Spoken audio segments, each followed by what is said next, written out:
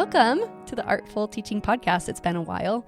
This is Heather Francis, and I am back as a co-host for this show to produce a special episode with my friend Stephanie West. She and I are going to be discussing a framework that she has developed as part of her doctoral studies. Stephanie and I were graduate students together. We both graduated with a master's, but she is going on for that doctoral degree. It's called the Native Voices Framework.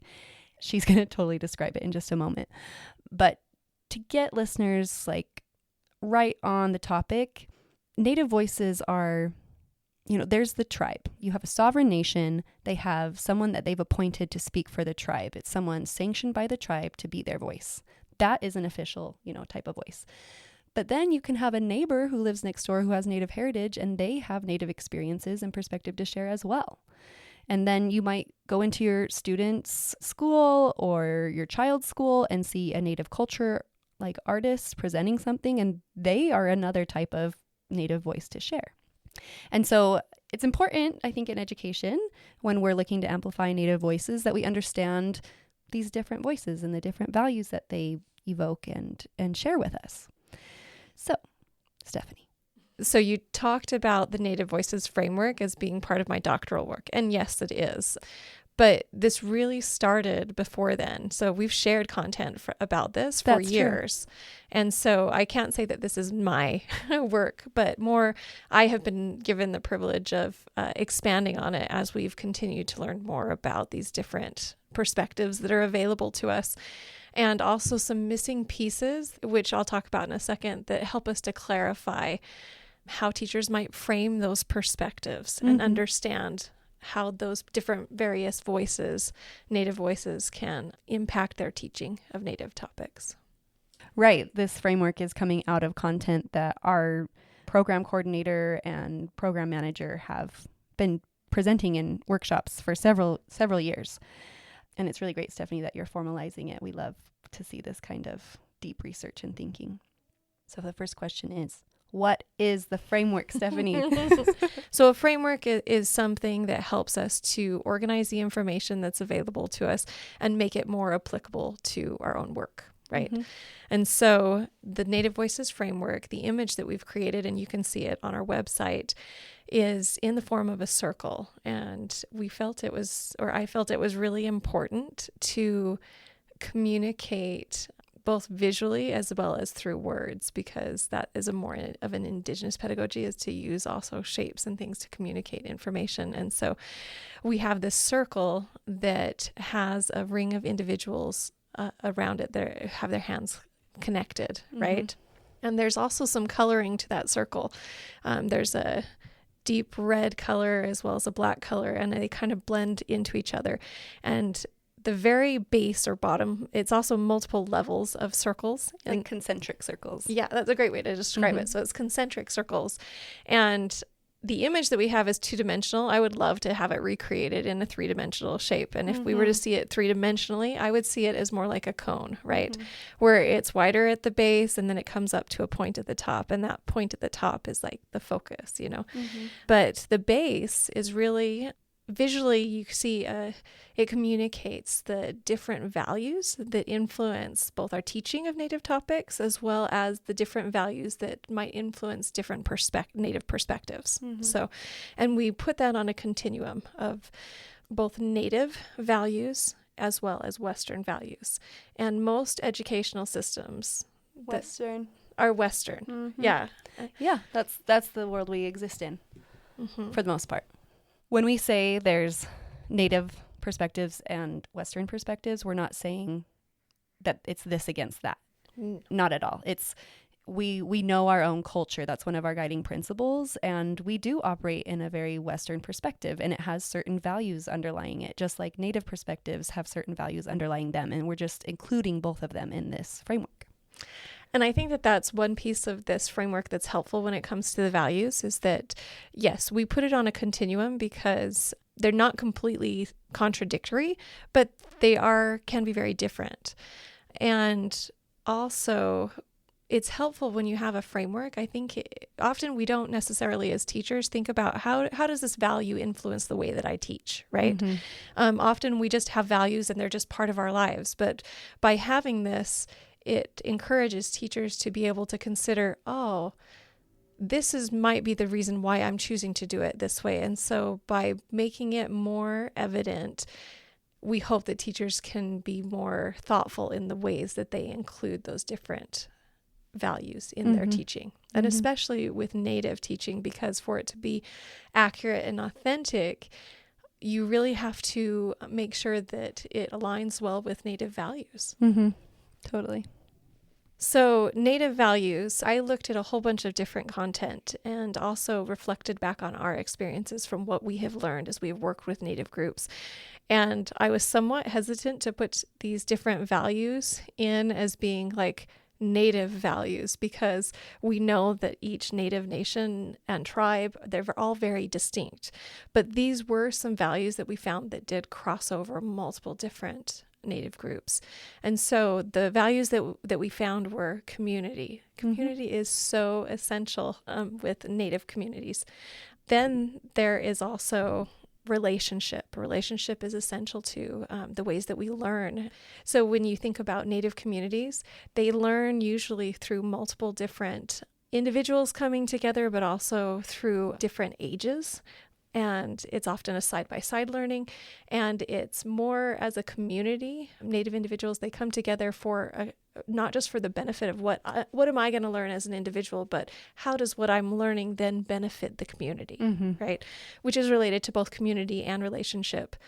Another value is responsibility. That when we receive knowledge, we have to recognize that there's a responsibility that comes with that knowledge, and that's a very Indigenous perspective. Another value is reciprocity, that as we receive something, we don't just receive it and, oh, it's mine. I can do whatever I want now. But more, we realize that with that responsibility comes also a need to use it in a way that will benefit the community. So the sense of reciprocity. Paying it forward too. Yes.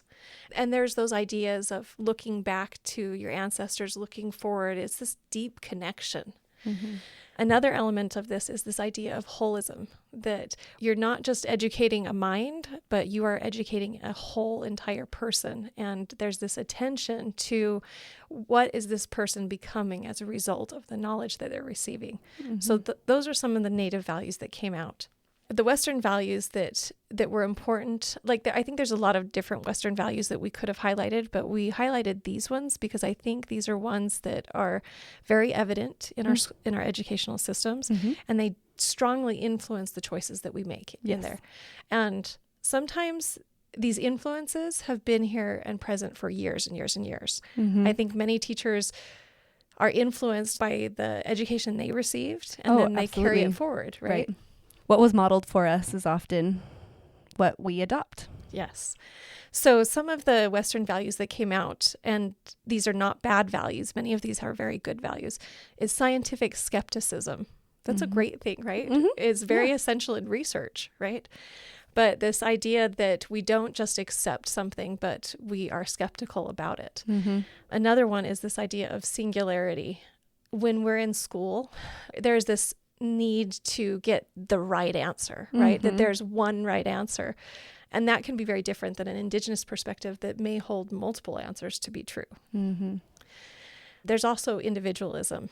And we have, just as a society and also as a schooling system, our educational system, we emphasize definitely the individual often over the community itself. And you will see this in our standardized testing and in all the different ways that we assess graduation things. Honors, awards, scholarships. Yeah. And when we assess students, we don't usually assess them as a group and take that as a whole. No, it's individual, right? Yeah. Another piece of this is also compartmentalization, in that when we bring knowledge into the classroom, we often will teach it in its own different subjects. And I think a lot of teachers try to bring things together because we're coming to understand the value of making the connections between different subjects. But in general, most of our subjects are taught by subject, and you learn math, you learn science, Totally siloed. Yeah, very siloed. So those are the different values that came out as I was looking at these. And then the other piece, I kind of described that circle of the people who are connected together. And for me, this was really important to include this in here because I think we feel this when it comes to cultural things, especially a culture that may be different from us. And we wonder, do I have a place here? What is my role here? And I just felt it was really important to keep that connection in there, and also to see not just that teachers could see themselves there, but also to see the importance of all the different interconnected people that play a role in that. So integrated subjects, integrated people. Yeah. I'm getting the idea. So that's kind of like the base layer. And then the next level is really those native perspectives, those native voices. And we had already shared a lot of content about this over time. And we had 3 different categories that we used. I don't know if you remember when we added the 4th category. Oh, yeah, I totally do. Do you want to describe that? Oh, yeah.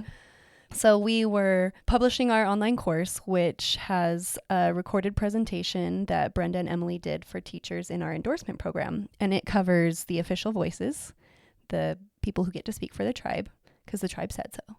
And then the culture bearers or knowledge keepers who maybe they're not a part of the tribal council or the tribal government, but they hold a lot of the tribal history and stories and culture, and they share it through presentations or leading rituals. Maybe it's spiritual, maybe it's educational, maybe it's an arts or handwork kind of thing. But the culture is preserved in their knowing. And then there's authentic voices, which are the children and students in your classroom who have Native heritage, or their parents, or a neighbor, or an organization that's also amplifying Native voices. And then, so we were talking about it, and we had to consider, like, well, what about us? These artists and educators who are seeking to amplify Native voices. We're working with official voices. We're working with authentic voices. We're working with culture bearers, but now we have some cultural knowledge and we've learned from them and we want to honor them, but who are we? What are we? And we decided we were informed voices. And I loved, as we discussed this, like, what does an informed voice mean? Like, how do you define what is an informed voice? As we talked about it, that this group could also include Native individuals as well as non-Native individuals. Right. Because, for example, we often share this example that Brenda Bial, right? She is an authentic voice to her own personal experiences. But at the same time, because her husband went to a boarding school, like an Indigenous boarding school, right, she is also an informed voice because of her relationship with him to be able to share what she has learned in that way. Right. She holds his stories with him, even though she didn't experience them for herself. And I love the way that you said that. She holds his stories within her. Yeah, that's such a great way to put it. So when you look at the framework and those different perspectives that are there in that center, those different voices, you'll see that they are also shaded in these different colors. And what we tried to communicate there was that even all of these different perspectives can be influenced by these different values in different ways. So, for example, probably the most embedded within Native values are going to be your knowledge keepers and culture bearers, because they have accepted a responsibility to carry on Native knowledge and to share it, right? Now, the official voices, you'd think, oh, well, these must also be very Indigenous, but even just the structure of Native governments, they've adopted some Western perspectives in terms of government and politics and governing. And so because of their need to interact with Western governments that are a very Western style, they have had to sometimes been forced to adopt that kind of structure themselves. Which we have a new animated film released on YouTube that tells that whole history. So go check that out. And talks about Native sovereignty throughout the history of the United States. Yeah. So definitely check that out. So because of that impact or effect of Western government, they can have some of that Western perspective as well. Authentic voices, there may be individuals that can share about their own experiences, but these are individuals who maybe grew up learning about their culture, but maybe they didn't, Mm-hmm. you know? So it's just good to recognize the impact that also Western values may have on their perspectives. Mm-hmm. And then, of course, there's informed voices. And because most informed voices, many are going to be from non-Native individuals, we have to recognize that each of us who are not Native, because we don't have that background, we bring with us biases from our own lives. And bias is not a bad word. No. Right? Just like these different values are not bad, but we bring different perspectives with us. And so it's important to recognize that. And then at the very center of the framework is really, this is the child, right? Mm-hmm. This is the focus here. And we recognize and we hope that by amplifying Native voices in the classroom, that this is going to benefit not just Native children, but really all children, that it can provide a more balanced and enriching understanding for all students. Great. Thank you, Stephanie. So it's a lot of content in one little image. Yes. But it's really helpful. I hope listeners, you can go to our show notes and to our website and check out the image so you can study it for yourself. But I think, Stephanie, the next thing we need to do is talk about application of this framework. How can teachers use it? Yeah. Okay. And that's definitely the most important question here, right? So when teachers are teaching Native topics, and before I get into that, because I say that often, teach Native topics, and sometimes I have to question, okay, what do I mean by that?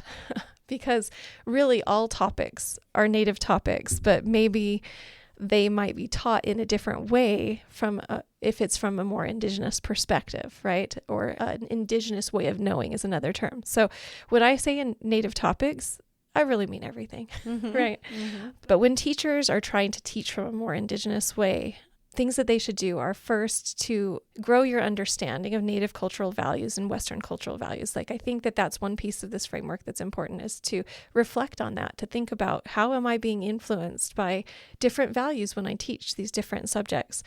One piece of information that I came across is that most of the addition of cultural topics or cultural information into the classroom happens at a very superficial level, right? Facts, we don't fun, figures, food, right?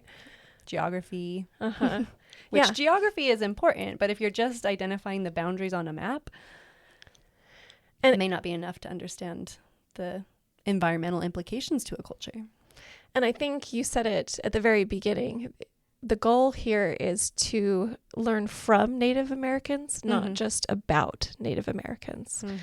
And so by first reflecting and looking at those, first of all, understanding what these different values are, then actively reflecting on those values and doing that in a continuous way, and considering how the different values influence the decisions that we're making about how we're sharing Native knowledge and what we're sharing.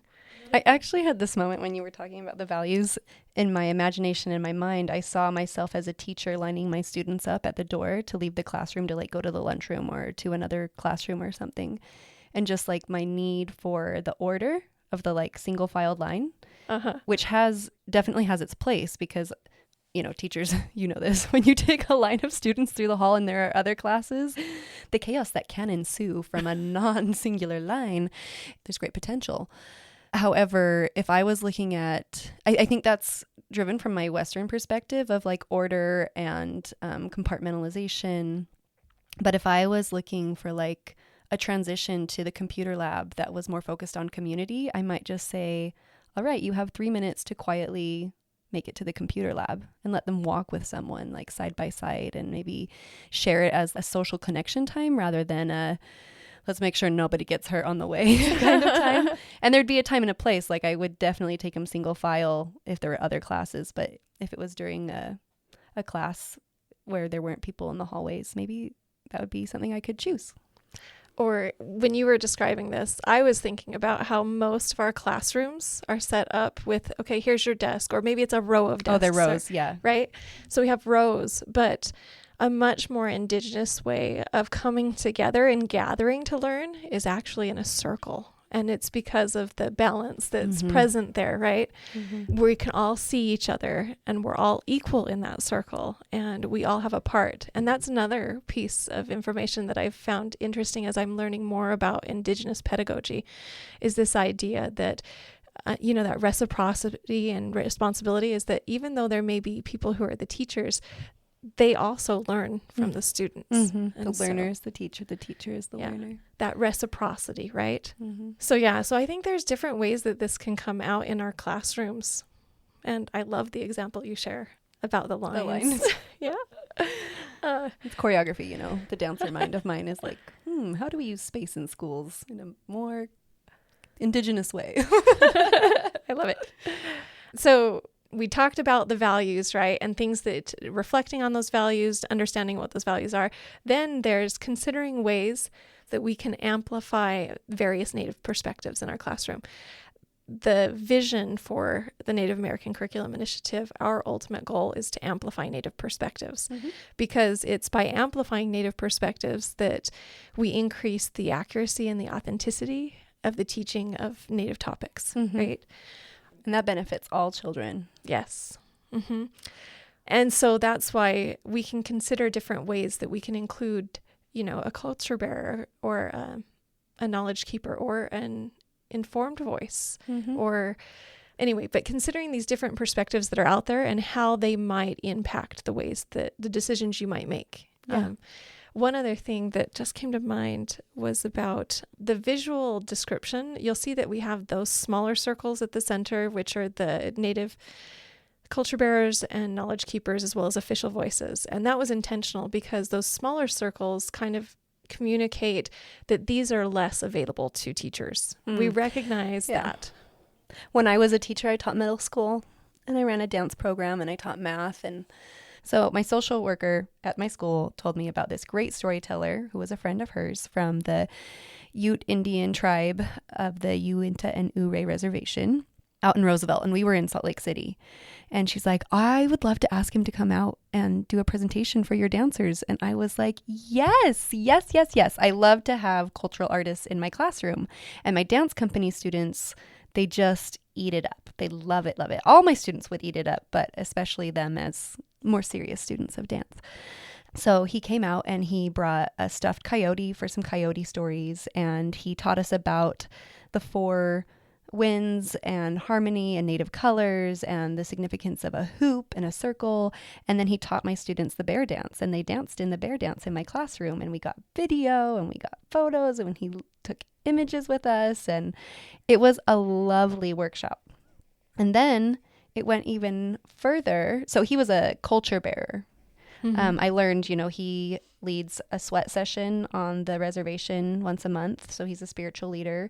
He is a Ute filmmaker. So he makes films and he tells stories, obviously a storyteller and instructor, educator. So I felt really confident having him in my classroom.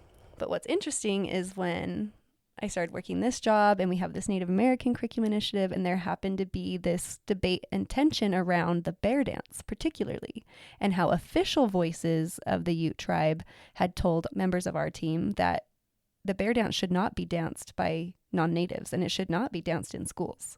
Like, invite a native to come and lead the round dance in your classroom, but not the bear dance. So I had to stop and be like, did I do something wrong in the past when I let Larry come and teach? Like, I didn't vet what he was going to teach. I let him come and teach what he wanted to teach because he was the expert. And so I don't feel guilty. I feel like I really honored the culture artists that I brought in.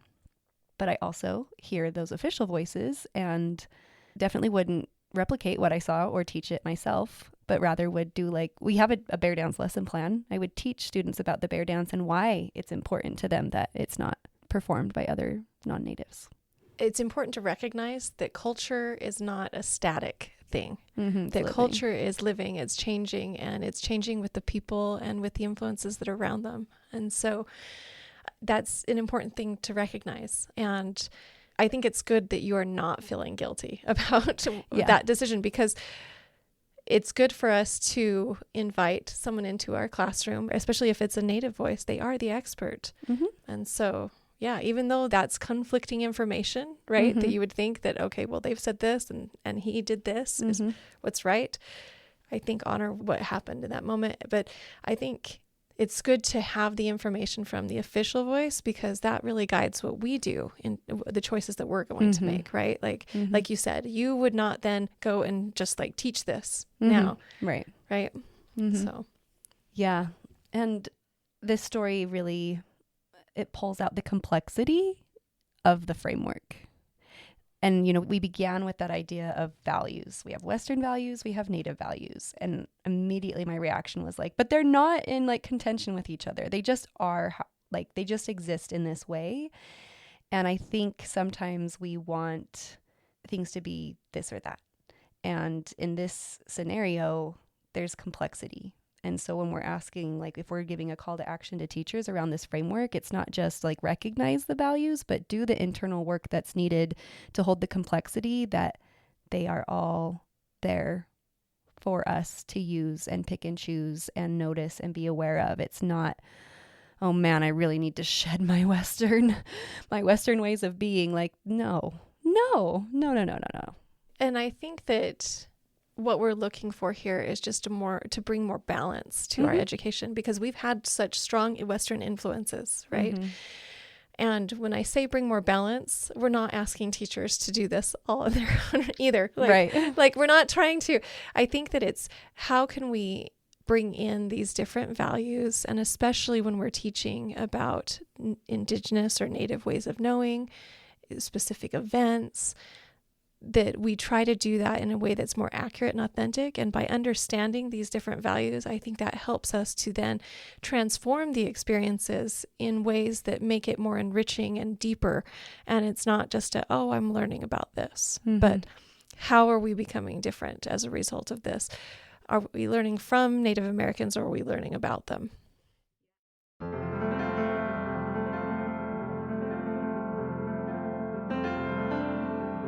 Artful Teaching is made possible by the BYU Arts Partnership and the McKay School of Education.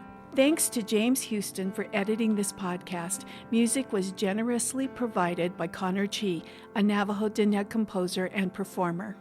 And special thanks to all of the teachers who are changing lives every day while serving in schools. If you like what you heard, please leave us a review.